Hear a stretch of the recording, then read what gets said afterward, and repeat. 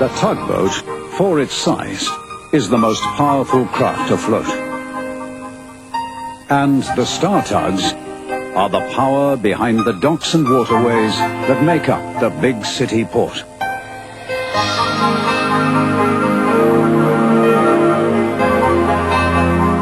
This is TUGS.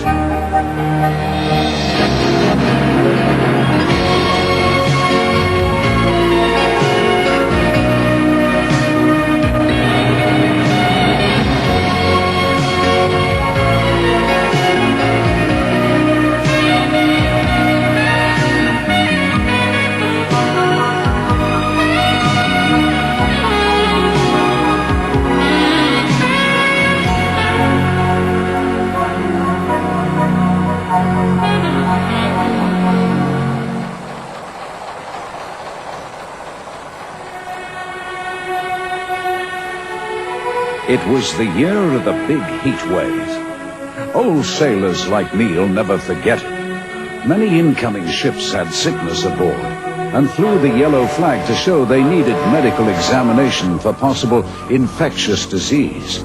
Now, if this proved correct, they had to stay at anchor out of port and fly the checkered flag showing they were in quarantine for 40 days and warning all shipping to stay clear.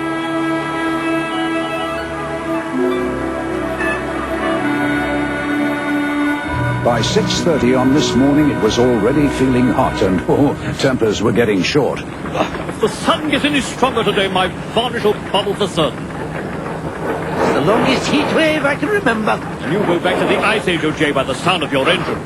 Burke and Blair, the evil-minded scrap dealers, were always on the lookout for old ships they could buy up cheap. They'd already made me an offer for old O.J. Man, it's late, sunshine. It's not our fault, though, is it? I mean, all those... 6:30's briefing time. Sorry, Captain. We've been at the water docks.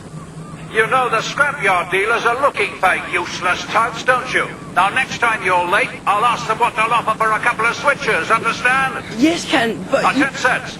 OJ's engine's playing up. He's at the fire station picking up your barge. Huh?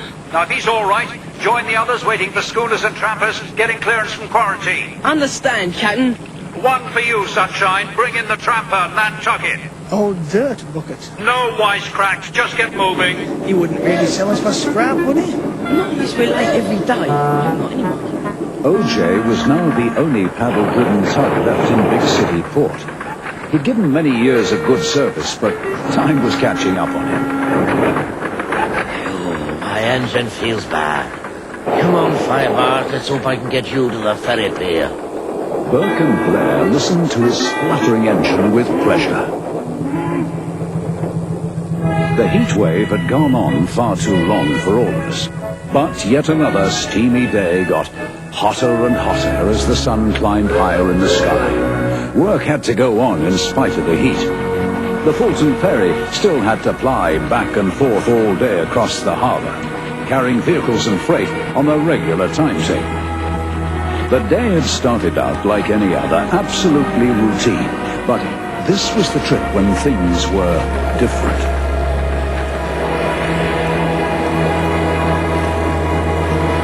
O.J. saw the motorboat speeding towards him, but didn't realize that it was out of control and going fast.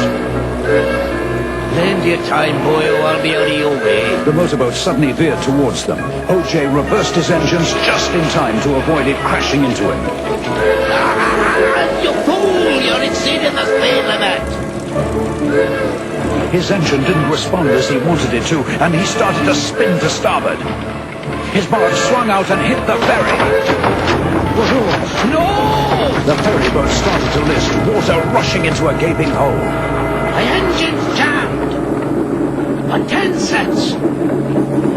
Thank heaven you're here. The ferry's sinking, O.J. I'll try and get a line on her. Tow her back to the pier. No, don't! She's gonna go all the way down. I'll have to try. It's the only chance before she goes right under. You'll never make it alone. We both might if I can get my engine going properly. Many times I don't cut and start, I need a new one.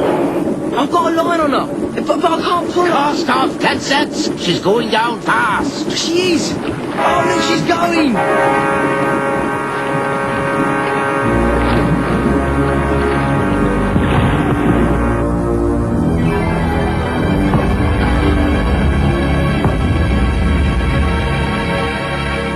Oh, no, 10 cents. What happened? Well, don't go. Go and get the emergency services, fast as you can. Right. Burke and Blair had a second go at me. They never give up. Captain Star. What? About OG, that ancient engine of his is finished, and so is he. Isn't he, Mr. Burke? We don't sit around our breaker's yard watching our staff turn old boats into scrap, do we, Mr. Blair? Always on the lookout for who's next to go. That's our business, and OJ's top of our list. The ferry boat had sunk right in the port, so the emergency services were there in no time. She lay on the bottom, not many fathoms down. The cranes had already got their grapples onto her. 10 cents tried to explain what had happened to the fire chief. She hit your station bars, Chief. Right, leave it to us. We'll want reports from you later.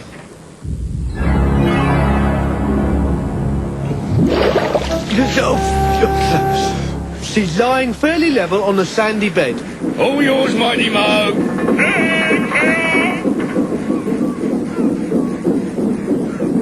Nothing ever seemed to happen in Big City Port without some of the Z stacks turning up and being no help at all. Well, just what have we got here? A sinking ferry and a clapped-out paddler.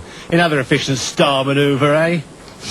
Dead clumsy, if you ask me. Yeah, no one's asking you, though, are they? Took some doing that. All those lovely cars, too. Shame. Yeah, pity we weren't passing earlier. We could have got you out of trouble. We'd have told her in before she went down, wouldn't we, Zoran? Sure we would. No point hanging about now, though. We've got other fish to fry. Zoran was delighted that 2 of the Star tugs would not be in competition for quarantine work. But it seemed no ships were being cleared at present. Needn't have rushed. We're still waiting. We left as soon as the ferry was refloated. I had a bit of an accident. So we saw. It wasn't my fault. It was that mad speedboat. So you say.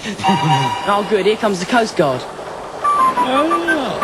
If you're waiting for clearance on the schooners, forget it. They're quarantined. Oh, no. What?